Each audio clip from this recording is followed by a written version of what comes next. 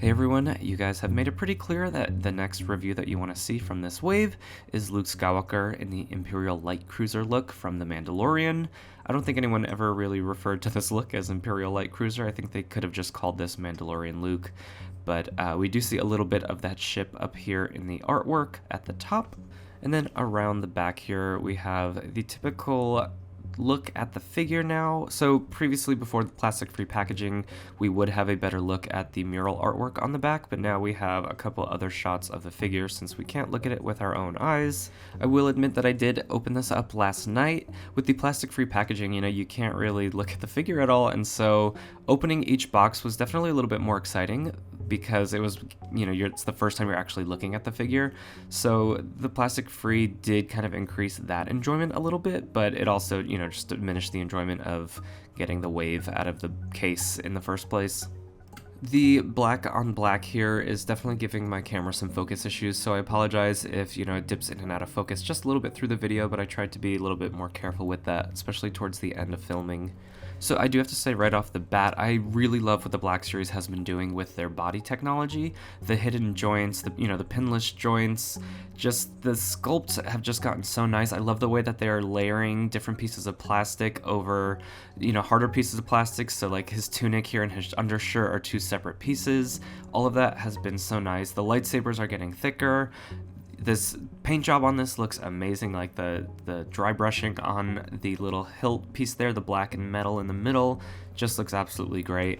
By the way, if you guys are enjoying this video and you want to see the rest of the wave, please hit that subscribe button and click the notification bell if you would like to see them right as they drop.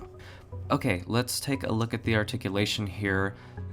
Pretty okay at the head. He can look down and up, but not too far there. The elbow, decent bend past 90 there. The legs go to just past 90. This is enough articulation for me. Maybe a little bit more at the elbows would be nice, but I do prefer the pinless joints. And we do have a boot swivel here as well as a knee swivel and the foot swivel here. And then we have up and down joints at the wrist, which is what you want in a lightsaber wielder. This one here is a little bit tighter. I was able to kind of just pull it out a little bit here, and that did give me a little bit more range of motion there, so that was nice to see. That helps with certain two-handed lightsaber stances.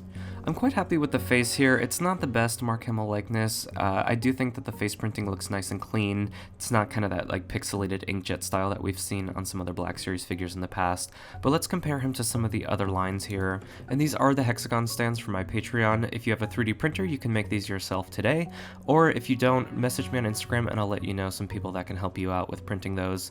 We've got the Black Series on the left here and Figuarts on the right. The articulation on the Figuarts is always a little bit looser, and so we do have to stand him back up. You can see how much the technology in the bodies have changed from the older Black Series to the current one. The faces are very different here. Luke looks very pretty and made up. I feel like he looks like Olivia Newton-John or something on the left, very 70s. Actually, no, he looks like the mom from the Brady Bunch. But let's look at just the bodies here. Okay, so if you're kind of new to the Black Series and you don't really recognize these kinds of articulation as much, do you see that giant joint in his shoulder there compared to the one on the right? And same with these pins on his knees, those little circles surrounding the double jointed knee. All of that now has been fixed. We don't see that in the newer sculpt. And even on the back of the knees here, you almost cannot recognize the joint at all in the new one. Let's talk about the soft goods cloak. You guys know that I have a campaign against most soft goods in 6-inch form, just because they are so hard to get right. This is the best Jedi cloak that I've seen. I will definitely say that, at least in the Black Series. I do have some complaints with it, which we will talk about in a second. But the way that it lays, just getting that hood right, making that work, they definitely improved their engineering and their sewing there.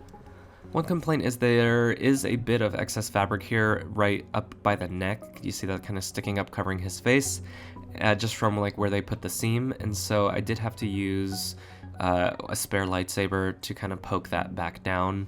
So that is something you probably will need to do every time you pull this up over the head. But I was really impressed to see how well behaved the hood was. You can kind of place it into those positions where you can still see the character's face, and it just stayed there. So that was really impressive. I'm sorry for so many transitions here. I was having a lot of trouble with the focus, so I was trying to clip out areas that were completely out of focus, because those are unwatchable.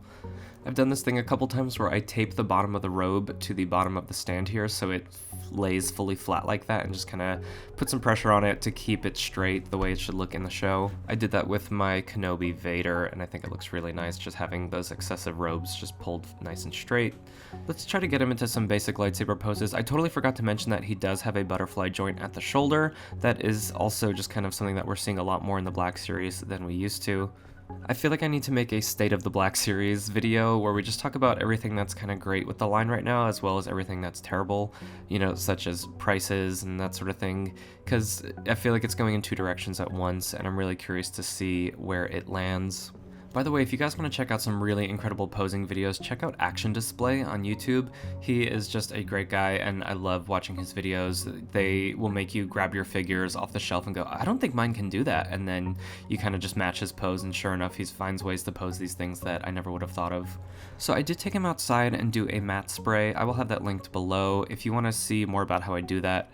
I featured it in some other videos before, such as my Din Djarin Morak video. It just makes the clothes and the face a little bit less shiny. It's just sort of how they should look in real life.